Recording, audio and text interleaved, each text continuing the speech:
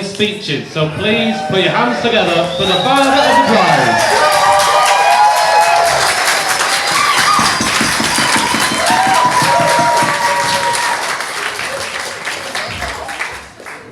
Well, the customers I am.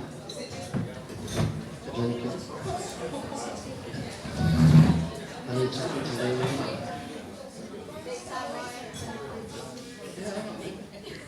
Don't be jealous with you, Julia.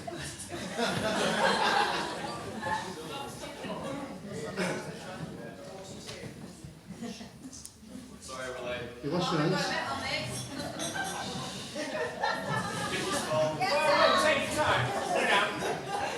Anybody who's not here, can you tell me now? Sorry, Nadia's not here yet. Let's wait. Who's not? Nadia. Nadia! We saw Carol. Just ordered the sun.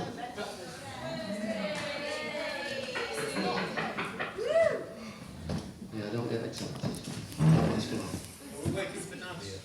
Is it just Nadia? Perhaps if we all shout together.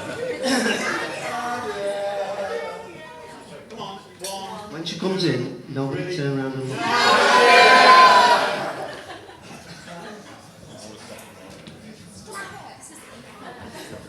Don't tell her she's got dressing in knickers either. That was Kathy?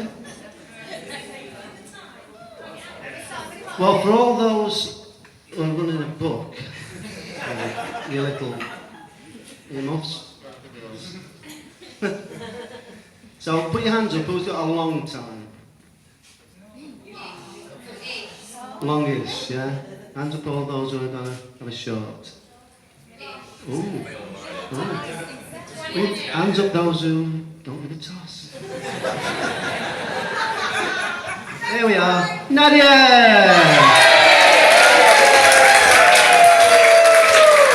And Sharon and Howard. So I'll hand over the mic to these girls.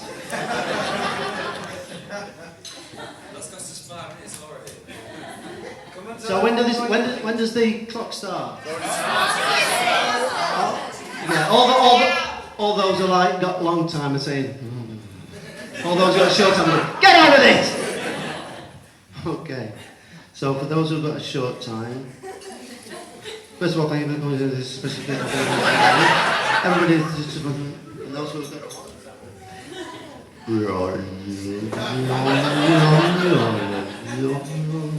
or is that backwards?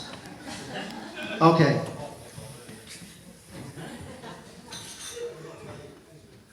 This has got nothing to do with anything really, this first little bit. It's just a quote I came across when I was looking for stuff to copy really. When a man opens the car door for his wife, it's either a new car or a new wife. Guess who said that? You did. Smart twat. There you are, David. Prince Philip. Who would have thought his mouth would have run away with him? So anyway, Danielle and Stephen. So first of all, thank you all for coming and sharing this very special occasion today for the wedding of Danielle and Stephen. Everybody here today has touched upon the lives of these two people in some small way, or large way, or another, however great or small, and as such we're delighted that we can wish them both not only a fantastic day, but a fantastic life together. It has given myself and Julie immense pleasure and pride to see our little girl not only grow up to become a successful and beautiful young lady, but it makes us even happier knowing that she's found her soulmate in Stephen, whom I know, will love and cherish her as she deserves, or else.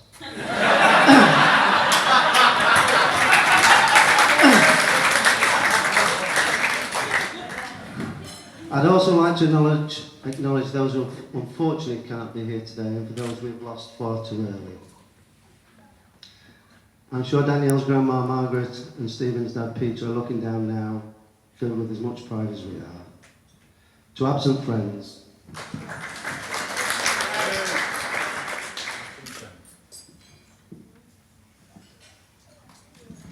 I would like to now formally welcome Stephen into our family and commend both Susan and John on raising such a fine young man.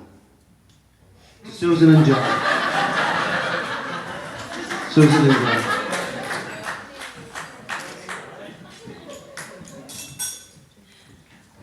I would also like to welcome the posse, as I like to call them.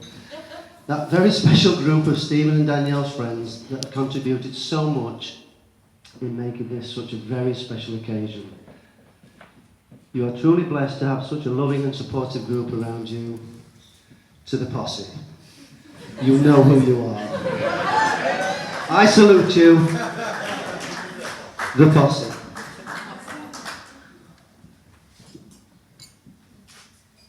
Lastly, I'd like to thank Mother of the Bride, Julie, who has always been there through thick and thin and sacrificed so much to ensure Daniel and Jamie get the best start in life. My wife, my friend, my God. To Julie.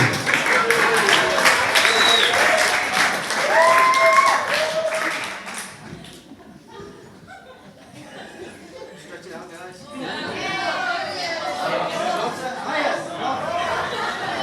Stop playing your cards right. Sit down, you bum. Who said that? The happy couple.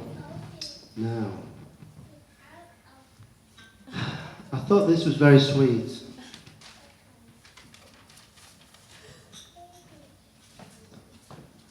I managed to get hold of a certain person's childhood diary. Oh.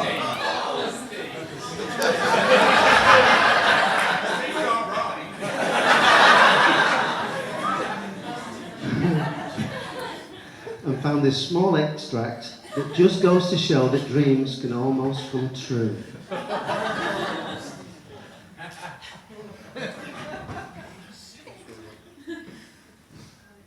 When I grow up, I want to be a princess.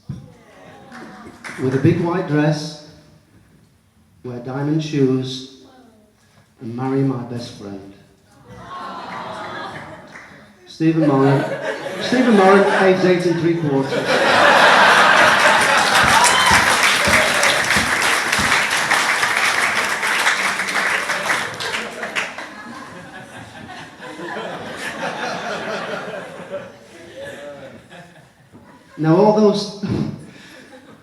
Now, although we all acknowledge Stephen as a very fine, upstanding young man,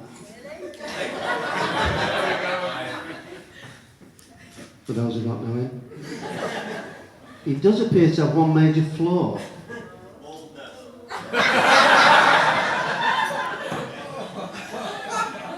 In that, he tends to suffer from manuism. An all too common condition, ironically suffered mainly from people living outside the Greater Manchester area. Symptoms can include delusions of footballing superiority and an inability to accept penalty decisions. We can only hope that with the right care, treatment and drop-in home form, he will see the error of his ways and convert to the one true red faith, Liverpool.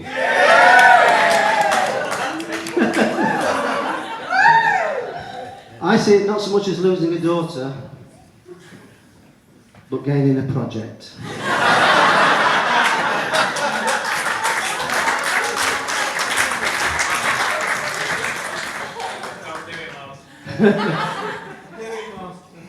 Now, you may have all seen downstairs a few of the photo boards. Yeah, have you seen those? Embarrassing to say the least on some of them. And a couple of the boards of Stephen and Danny of their lives together to date, and some of them as kids. Okay? Very cute.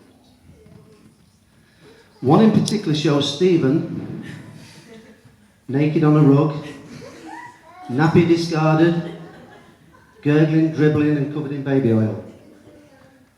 What a stag do, guys. Well done.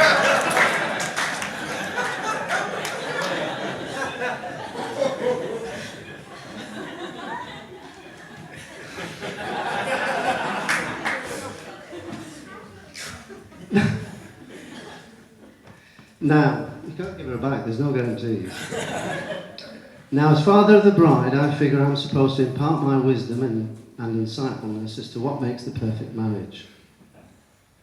Myself and Julie have actually been married for over 29 years. Thank you. 2 of the happiest years of my life.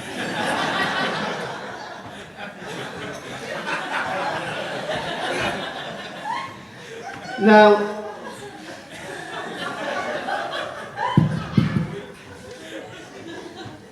many people say that not arguing is the key to a happy marriage.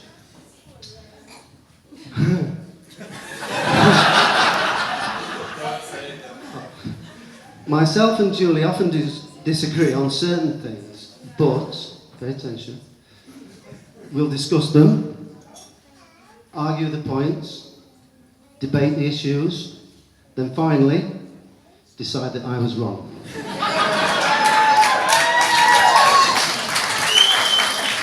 But remember, guys, you may not win the argument, but you do get brownie points for talking for 20 minutes. Finally, Stephen, here's a brief summary in the form of prose as to what to expect. Okay? You can all join in the chorus. Okay? Ode to our Danny.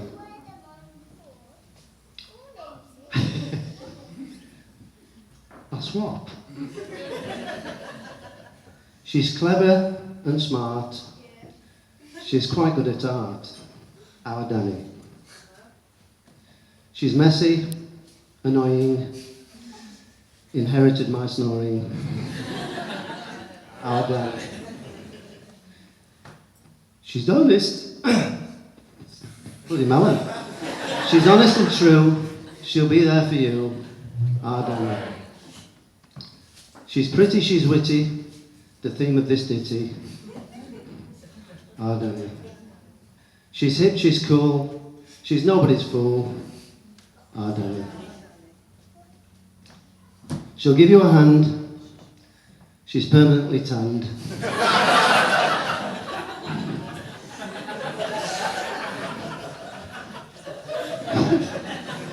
What? Our Danny. She's a gem of a kind. She's one of a kind. Our Danny.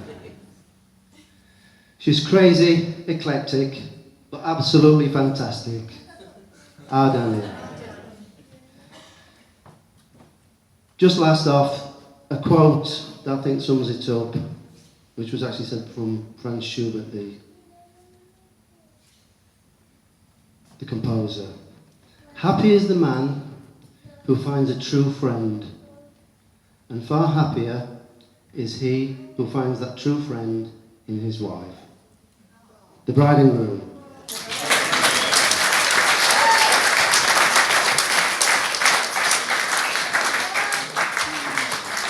And I just last to say, a friend of mine reminded me tonight, Mr. Chris J. Stand up, Chris.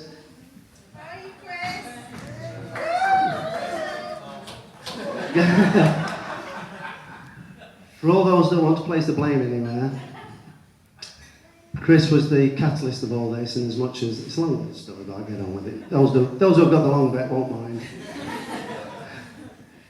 Chris actually introduced Sharon, Julie's sister, to Michael, my brother-in-law, who subsequently wed, and introduced Sharon's sister Julie to me, who subsequently gave. So, like the source of the Nile, we know where it started. Thank you, guys. Have a great evening.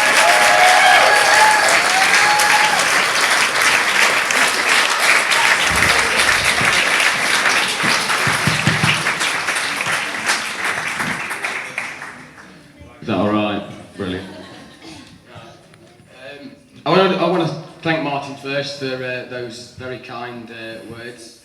It is really a miracle that he let me marry Danny, because I'm a Man United supporting teacher who once applied to join the police force, probably 3 of the most hated things by Martin. So I want to thank you, Martin, for giving me your daughter's hand and not running me over. Tradition dictates that the groom speaks on behalf of himself and his bride. So this will be the first and the last time Danny allows this to happen. I'm going to make the most of it, so please don't go down on your drinks too soon. On behalf of my wonderful wife and myself, I would like to thank you all for joining us on this special day. It's an honour and a privilege to share our lives with so many brilliant and generous people, and that you could all be here today. Martin, I have actually nicked some of this thing. I've actually got a thing here that says about absent family and friends, so I'm going to do that one as well. It is unfortunate. Not many of you would have met my dad, but he would have absolutely loved Danielle, and he is missed every single day, and also Danny's gran as well. So in that case, I'd like to just absent family and friends. Look at that, shaking. So a massive thank you needs to go to Martin and Julie.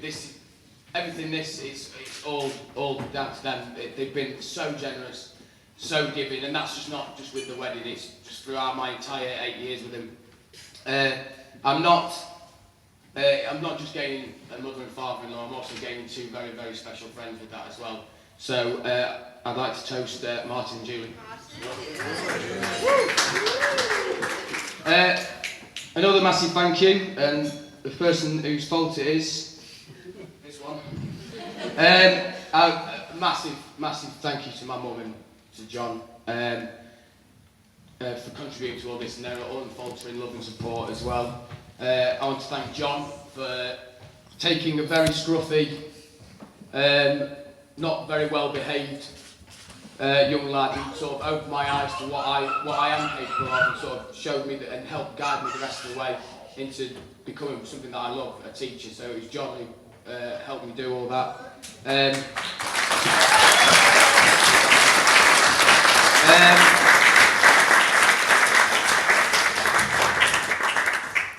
Also for giving my mum the life she deserves as well. Mum. Well, to be honest with you, she's more of a carer than anything. If you'd seen it before when she was doing his braces up,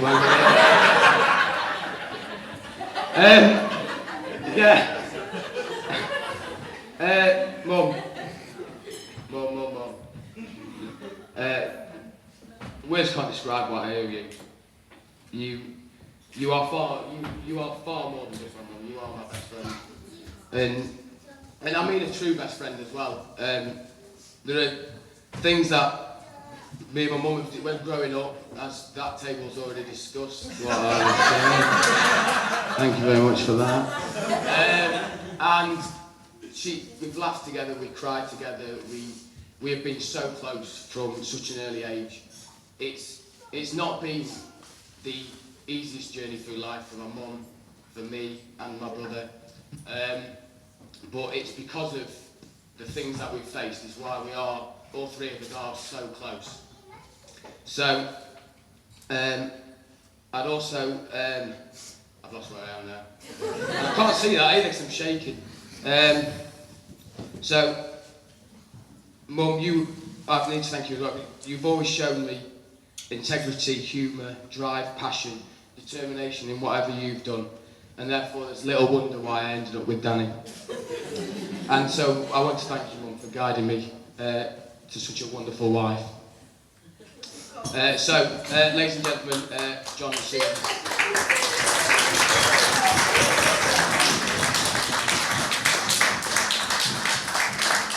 Right. There is an unwritten rule at weddings that nobody looks better than the groom, so we'd like to thank my best man and ushers for standing up to their end of the bargain.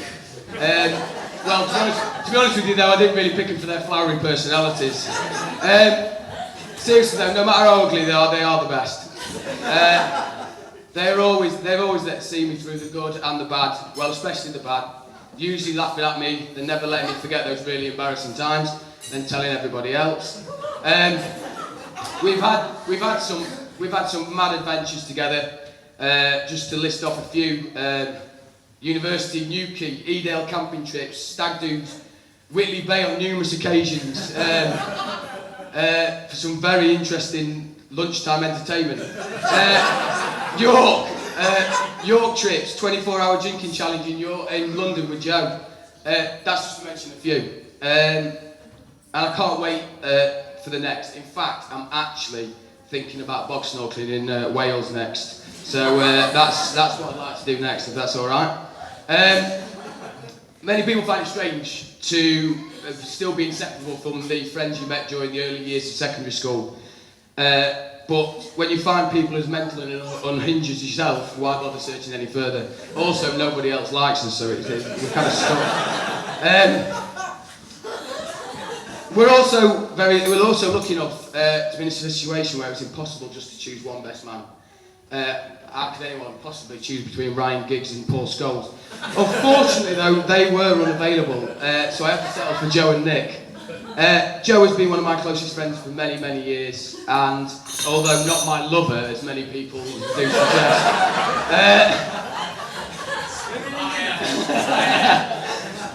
secondly, my brother, who has been my oldest friend and been with me through thick and thin, so it's only natural that they would fill the reserve slots. One thing I must point out, however supportive they have been to me over the years, they both have a severe problem with exaggerating the truth. Furthermore, Joe is a budding fiction writer whose book, Tadpole Yogurt, should be finished by 2022. So please bear this in mind and humour them once this is over.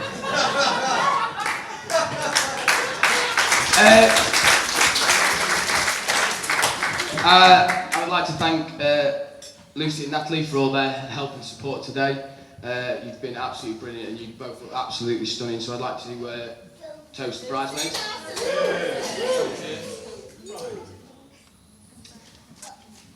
Don't worry. One more sheet. Now, on to the true star of the show. Me. Now, my wonderful and beautiful wife. I'm not going to tire of saying that. I think you'll all agree she looks absolutely stunning today.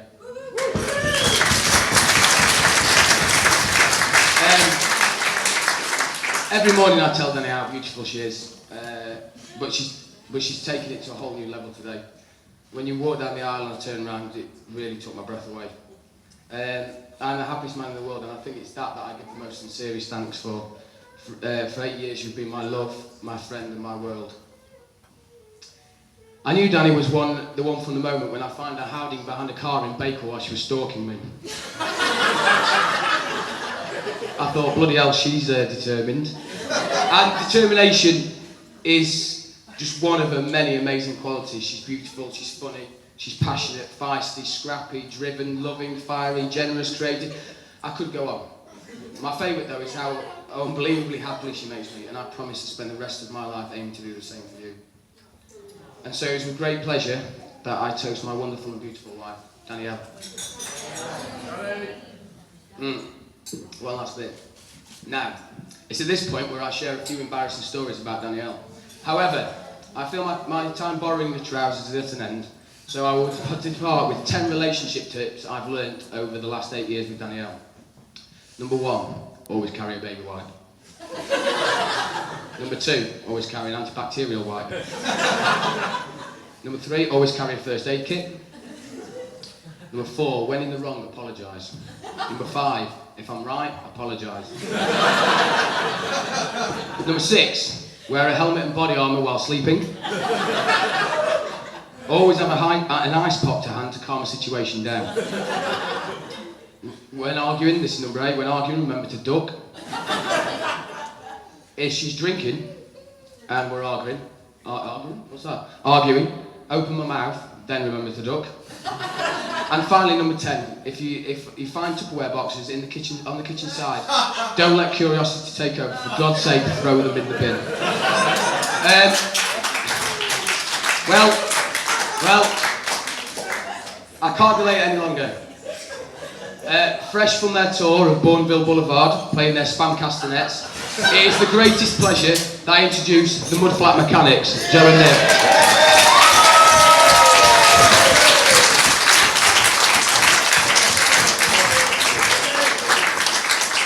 Hello, hello.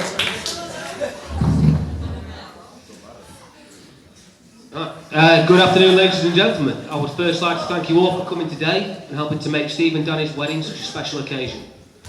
I'd also like to compliment the bride and the bridesmaid on how beautiful and amazing they look. And as for Steve, well, I guess you tried your best, mate. Never mind.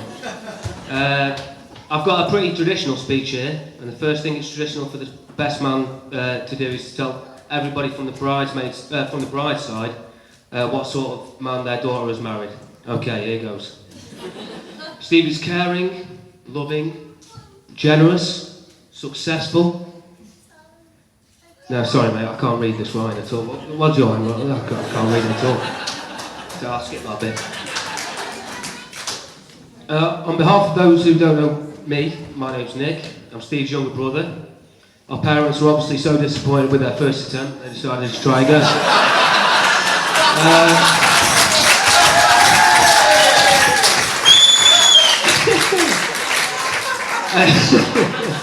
And despite knowing me for 27 years, Steve still decided to make me his best man.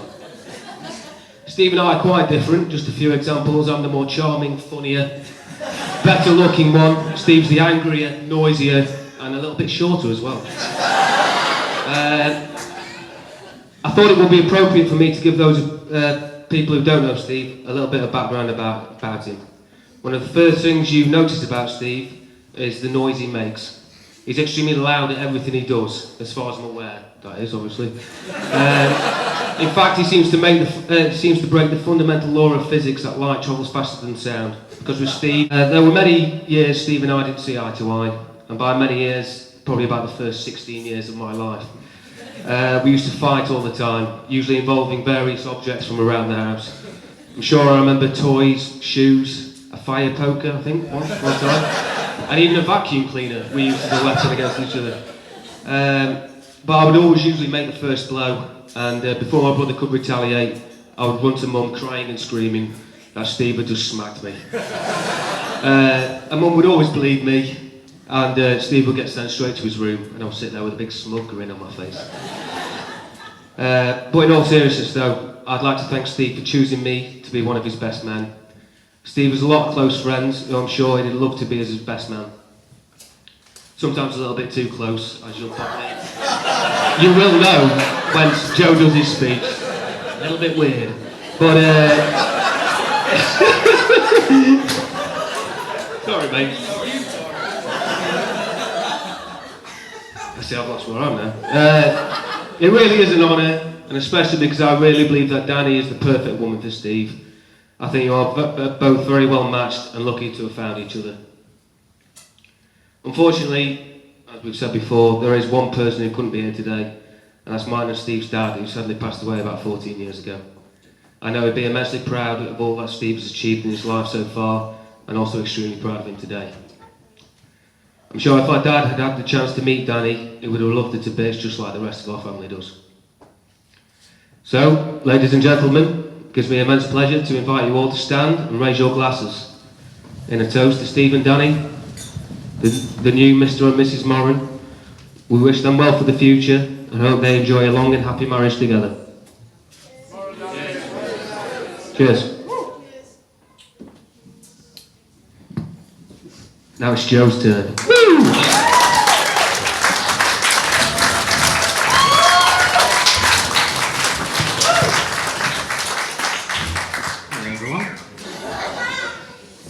My name's Joe. I'm Maz's second best man, and also I'm very happy to say his lover.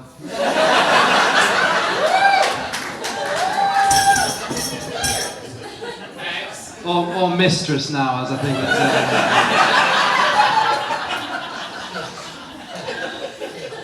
We'll keep that one to ourselves, Maz.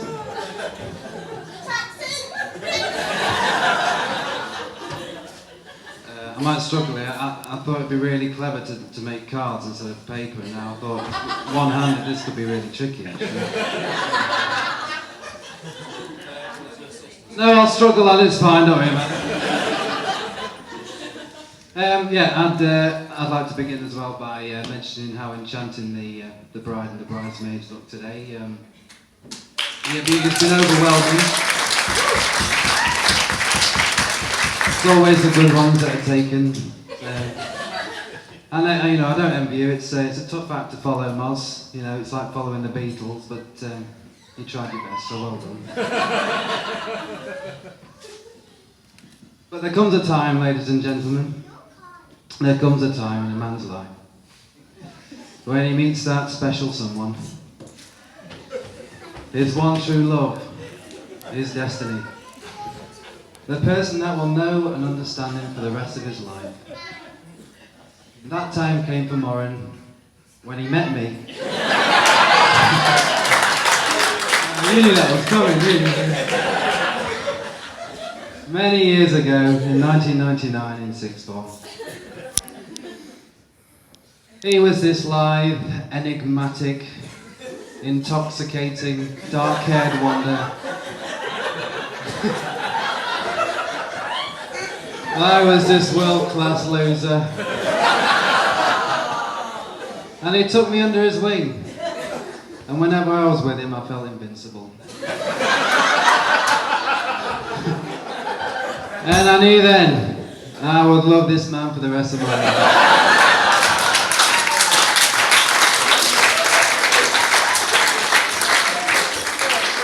I knew that what I'd found was forever.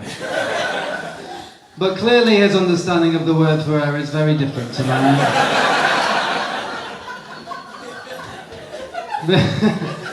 Because he's decided to break his unspoken and yet perceived oath and decided to marry someone else.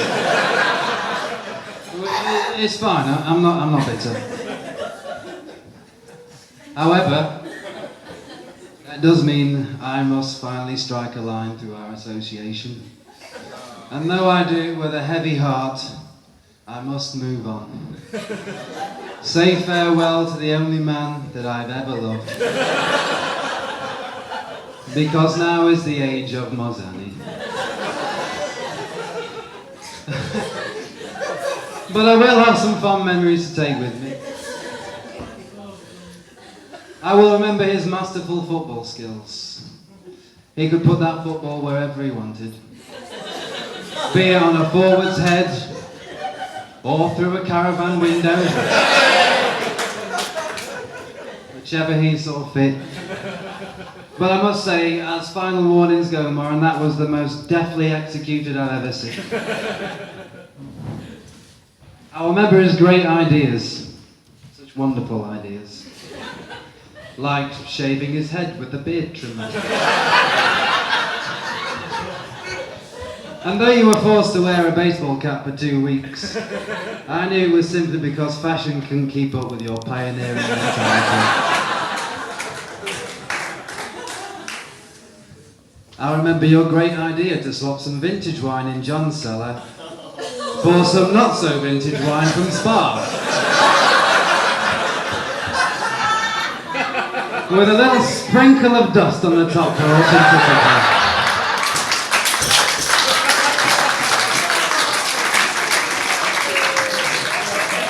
Did you know about that one, guys? Well, there's a lovely Lindeman's 2004 just waiting for you. It was the perfect crime. So he thought. I will remember your great idea to shave St. George's Cross into your pubic hair.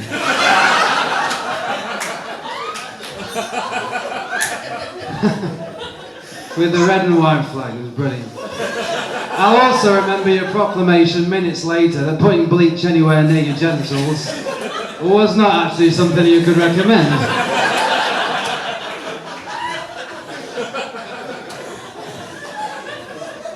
I'll remember how he taught me all about work ethic.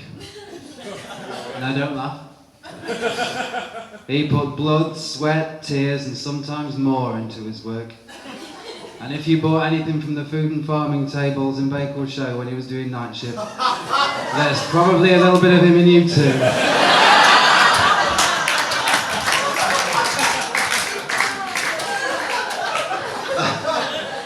Likewise, I'm sure there's a bit of him in every one of the children he teaches at school.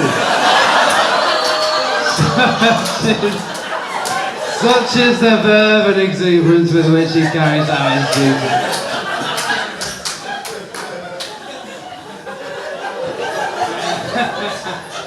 Yes, he's dealt with some pretty hectic schedules in his time. But not once, not one single time would Moz refuse to do a job because he thought it was beneath him. You wouldn't hear him moan about what he has to do or boast about what he already has done. Oh no, not Moz.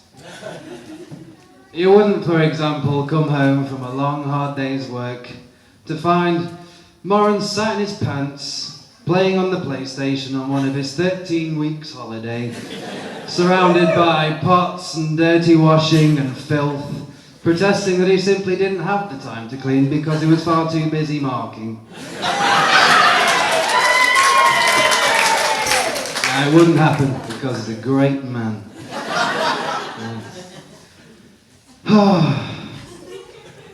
And I remember running through the streets of Bakewell,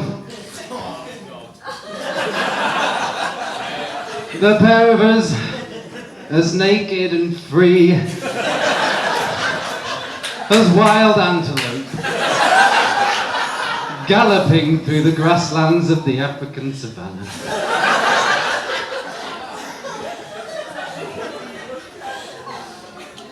I remember him showering me, washing the body paint off when I couldn't allow. I was too drunk to do it. Oh, I remember when he would snuggle. I would wake up in the morning and his arms and legs were intertwined.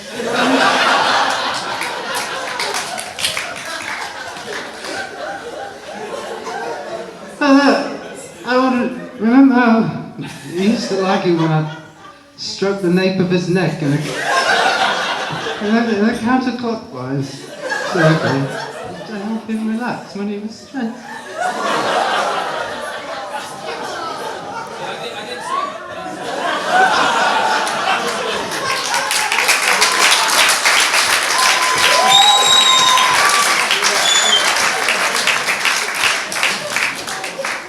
But I digress. Such a great man, such a great man. Such fond memories. We had some wonderful times. And then Danny came along. So suddenly into our lives. No, but seriously, Danny. No, seriously. If anyone was going to muscle in on my territory, I'm glad it was you. Because ever since you ever so loudly came into our lives,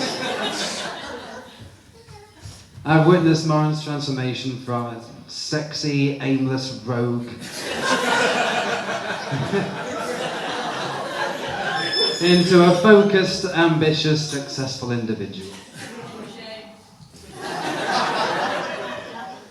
You gave him bearings, Danny, and when I began to see how every one of his actions was based on their correlation to you, I knew then that you were the one for him. I remember a particular conversation with Moz talking about you and love and life in general, you know, that kind of stuff. And I remember saying those words that really conveyed his feelings for you. Words that proved he'd made his choice to stay with you long before he proposed. He'd gaze off somewhere into the middle distance. Small pools of emotion welling in the pockets of his eyes. The hairs on his skin would stand on end and as his pulse would quicken. Then he would compose himself softly but resolutely say, Joe, I've got no choice.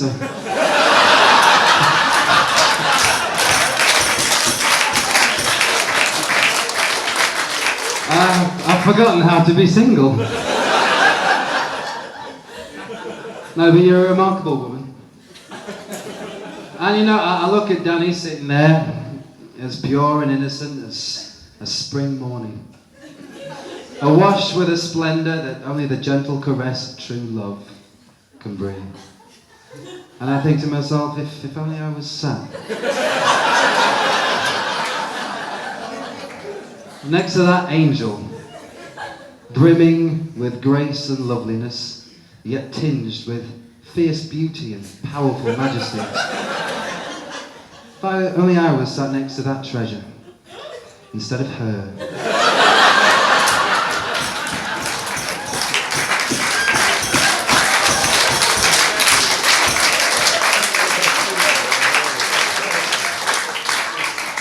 But as I say, I'm not bitter. To the victor go the spoils. Today will just have to be the day the best man doesn't win. Because today we celebrate a couple who have endured their fair share of trials and tribulations and accidents and emergencies. And they've come out stronger and closer each time. They know every facet of each other, their angels, their demons. They know each other's darkest secrets, and it's okay. And that kind of love is unconditional. And that's why I know you two are for life. And I can't think of a couple more prepared for marriage. That was an actual heartfelt bit. So, I'd like to raise a toast now for Moz and Danny, for whom today was simply a formality. They've been married for years in spirit already. I hope you are as sickeningly happy in 50 years as you are now. Don't worry about me, I'll be fine. Because as I say, I'm not bitter. So if you'd all like to stand now and raise your glasses once more. Ladies and gentlemen, and you won't let me for calling this, Steve and Danny.